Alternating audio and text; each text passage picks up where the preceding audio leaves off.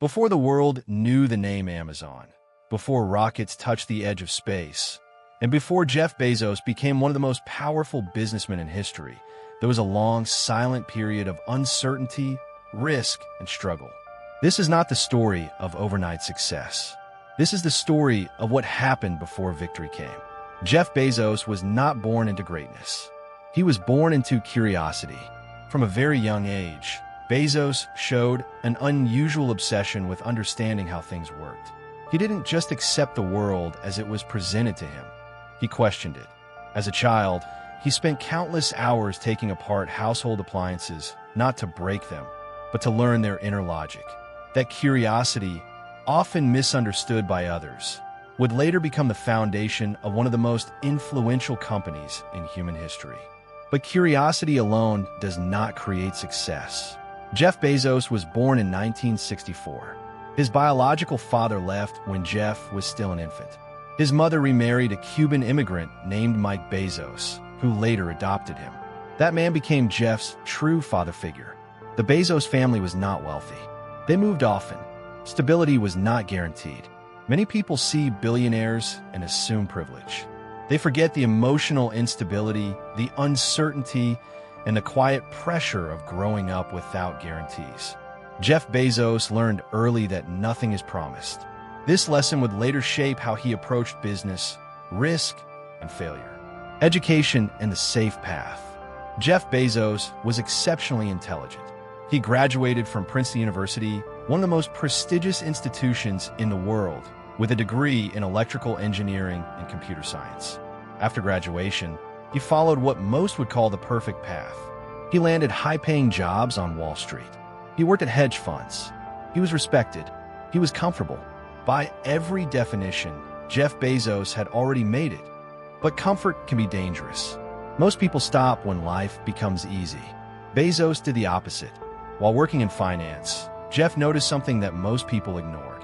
The internet was growing at an explosive rate, over 2,000% per year. That number changed everything. The moment of risk. At the age of 30, Jeff Bezos made a decision that shocked everyone around him. He quit his secure, high-paying job. No safety net, no guarantees, no proven business model, just an idea. He wanted to start an online bookstore. At the time, this idea sounded ridiculous. The internet was new.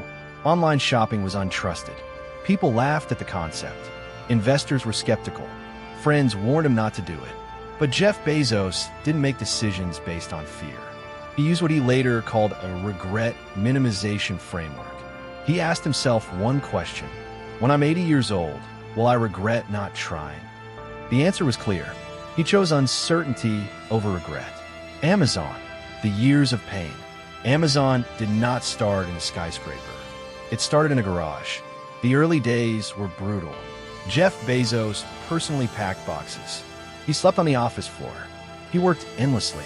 Amazon lost money year after year. Critics mocked the company. Media outlets called it a failure waiting to happen. Investors doubted Bezos' strategy of reinvesting profits instead of chasing short-term gains. But Bezos was playing a long game. While others focused on quarterly profits, he focused on decades. This mindset was lonely. It required patience most people don't have. For years, Amazon was one step away from collapse. If funding dried up, it was over. If the internet bubble burst, it was over. If customers didn't trust online shopping, it was over. And yet, Bezos refused to quit.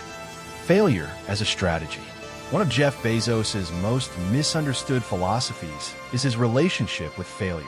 He once said, "If you're not failing, you're not innovating." Amazon failed constantly. Products failed. Ideas failed. Entire divisions failed. But each failure was treated as data, not defeat. This is where most people break. They attach failure to identity. Bezos attached it to learning. He believed that massive success requires massive experimentation, and experimentation guarantees failure. Amazon's biggest wins came from ideas that once looked foolish. Customer obsession. While competitors focused on profits, Jeff Bezos focused on one thing: the customer, not investors, not media praise, not public opinion, customer trust.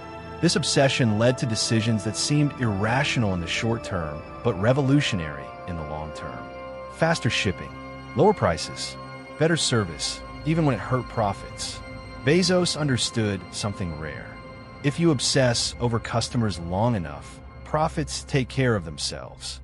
This philosophy turned Amazon from a bookstore into a global infrastructure company.